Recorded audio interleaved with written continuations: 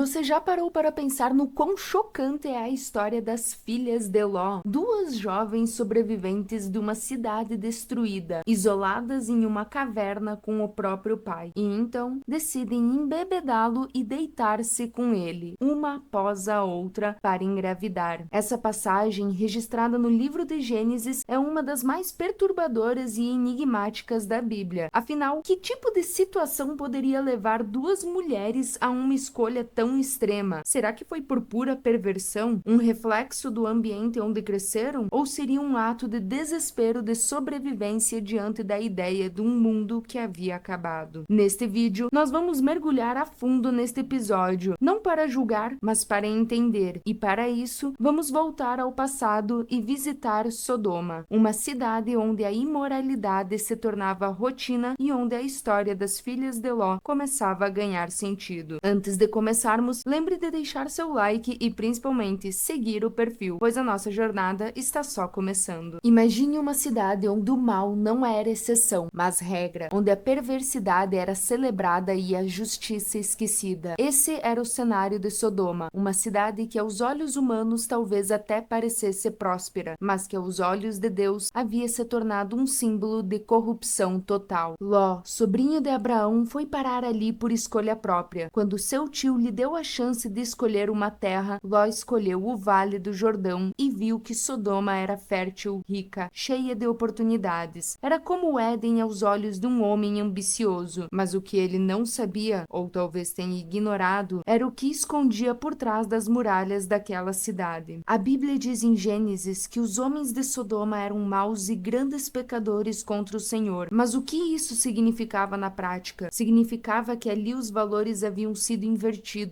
O que era vergonhoso era público, o que era santo era motivo de piada. A hospitalidade havia sido substituída pela brutalidade e o desejo carnal havia se tornado o único norte moral. A prova disso é o episódio em que dois anjos disfarçados de homens visitam Sodoma para investigar a cidade. Ló, que ainda conservava algum senso de justiça, os acolheu em sua casa, mas os homens da cidade, sim, todos os homens, do moço ao velho, cercaram a casa de Ló e exigiram que ele entregasse os visitantes para que pudessem conhecê-los. Mas aqui, conhecer é um eufemismo. Eles queriam abusar dos hóspedes. O nível de degradação era tão extremo que Ló, numa tentativa desesperada de proteger os visitantes, fez uma proposta impensável. Ofereceu suas duas filhas virgens no lugar deles. Sim, as mesmas filhas que mais tarde se deitariam com ele. Esse gesto que hoje nos choca mostra o quão contaminado Ló já estava pela cultura à sua volta. Mesmo tentando fazer o bem, ele agia com a lógica de Sodoma. Era como se o certo e o errado tivessem sido embaralhados, e Ló, mesmo querendo ser justo, já não enxergasse com clareza. As filhas de Ló cresceram neste ambiente. Elas viram de perto o desprezo pela pureza, o colapso das famílias, a falta de limites. Na cabeça delas, o que era normal? O que era inaceitável? Será que sabiam? Quando olhamos para o que elas fizeram com o pai, é impossível não voltar os olhos para Sodoma, porque a semente de tudo foi plantada ali, naquela cidade que ensinava todos os dias que não havia mais certo ou errado, só desejo e instinto. E então o céu escureceu, a terra tremeu, e de repente fogo caiu do céu como chuva viva. Sodoma e Gomorra foram destruídas em um instante, consumidas por juízo divino, e no meio de todo esse caos, lá estava Ló, fugindo com sua esposa e suas filhas, escoltado por dois anjos que o obrigaram a deixar tudo para trás, não apenas uma cidade, mas tudo o que eles conheciam. O que aconteceu naquele dia não foi apenas um desastre natural, foi um colapso existencial. Ló perdeu sua casa, seus bens, seus vizinhos, seus amigos e sua esposa, que mesmo sabendo que não devia olhar para trás, virou uma estátua de sal por o fazer. Imagine isso aos olhos das filhas. Elas estavam fugindo por uma estrada de poeira, ouvindo os gritos da cidade pegando fogo ao longe, e de repente viram a própria mãe virar pedra. Esse é o cenário de trauma profundo. O que era familiar virou cinza, o que era seguro virou ameaça, e o que restou foi o medo. Depois da fuga para Zoar, Ló tomou uma decisão estranha. Ele e as filhas sobem para morar numa caverna nas montanhas. A Bíblia não detalha todas as razões, mas o texto dá a entender que ele temia pela própria vida. Talvez a destruição da cidade ao redor tenha deixado a região instável. Talvez a culpa, o medo ou a vergonha o tenha levado a se esconder. Mas o fato é que Ló se isola com suas filhas em uma caverna, um lugar frio, escuro, longe de tudo e de todos, um ambiente que reflete perfeitamente o estado emocional daquela família. Agora pense, o que pode acontecer com a mente de jovens criadas em Sodoma, que viram a cidade explodir em chamas, perderam a mãe de forma sobrenatural e agora estão trancadas em uma caverna com um único homem restante? É nessa hora que o isolamento se transforma em desespero. As filhas de Ló acreditavam, ao que tudo indica, que o mundo havia acabado. Talvez achassem que não havia mais homens vivos. Talvez o trauma e a ignorância as fizessem pensar que a linhagem de seu pai precisava ser preservada a qualquer custo. E nesse cenário cometeram uma decisão trágica da qual falaremos mais adiante. Mas aqui é importante perceber que foram apenas os corpos deles que saíram de Sodoma, pois a cidade já havia entrado dentro de suas mentes. E a caverna, que parecia um refúgio, acabou se tornando o palco de uma das decisões mais controversas da Bíblia. Na caverna, onde o silêncio reinava absoluto, as duas jovens sentadas à beira do fogo trocavam olhares inquietos. O mundo delas havia desmoronado, e tudo o que restava era o pai. Cansado, derrotado, talvez até resignado. Do lado de fora, só a escuridão das montanhas. Do lado de dentro, um dilema que nenhuma filha jamais deveria carregar nos ombros. Não há homens na terra que venham a nós, como é costume. Essas palavras ditas pela filha mais velha de Ló em Gênesis soam como um eco de desespero. Elas não falavam apenas na ausência de homens, falavam do fim da esperança e do fim de uma linhagem, do fim da continuidade. Mas será que elas realmente acreditavam que o mundo inteiro havia acabado? Alguns estudiosos acreditam que sim, que as filhas, presas naquele ambiente isolado, traumatizadas pelo apocalipse que presenciaram, acharam que Deus havia exterminado a humanidade e que cabia a elas repovoar a terra, como uma espécie de novo começo. Outros, porém, enxergam algo mais sombrio. Influenciadas pela cultura de Sodoma, uma cidade onde os limites morais estavam tão distorcidos que, para aquelas jovens,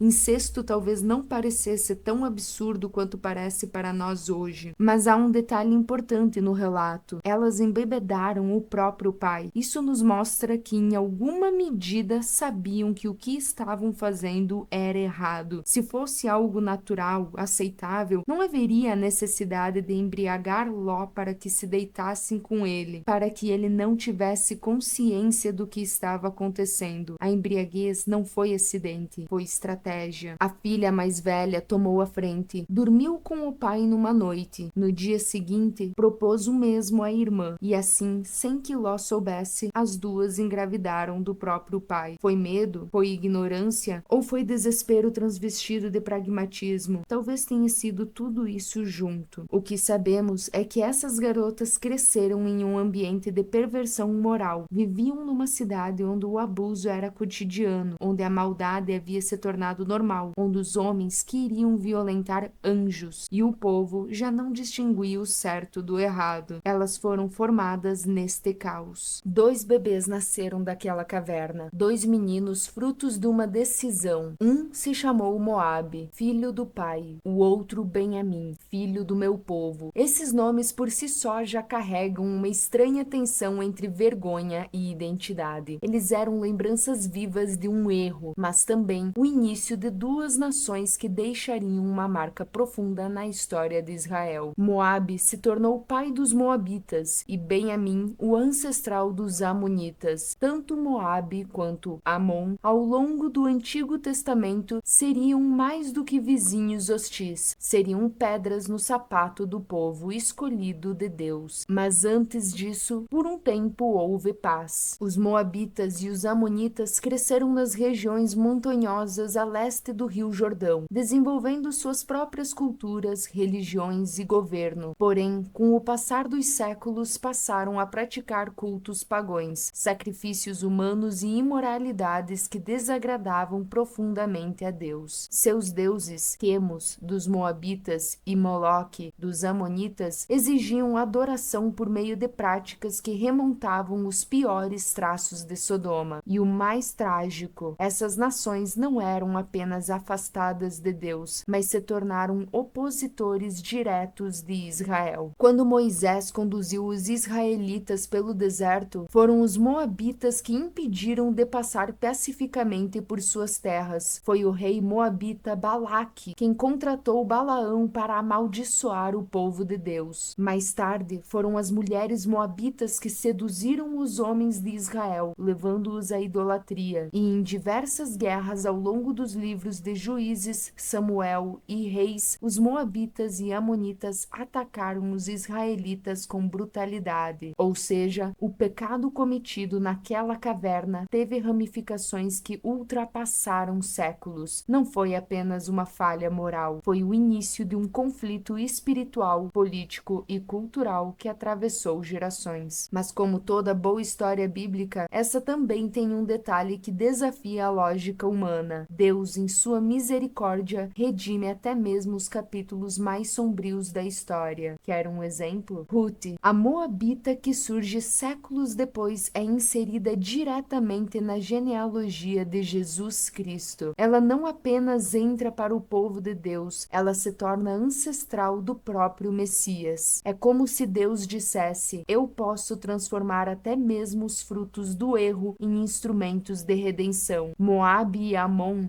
nasceram do desespero, foram marcados por um passado escuro, mas Deus, o Deus de Abraão, de Ló, de Ruth e de Jesus, é especialista em reescrever histórias. E talvez, ao olhar para os descendentes destas filhas de Ló, a maior lição não seja o erro cometido, mas o que Deus é capaz de fazer apesar dele. Se você gostou desse conteúdo, curta o vídeo, se inscreva no canal e deixe seu comentário, sua opinião. Isso ajuda muito para que mais pessoas sejam alcançadas. Nos vemos no próximo vídeo.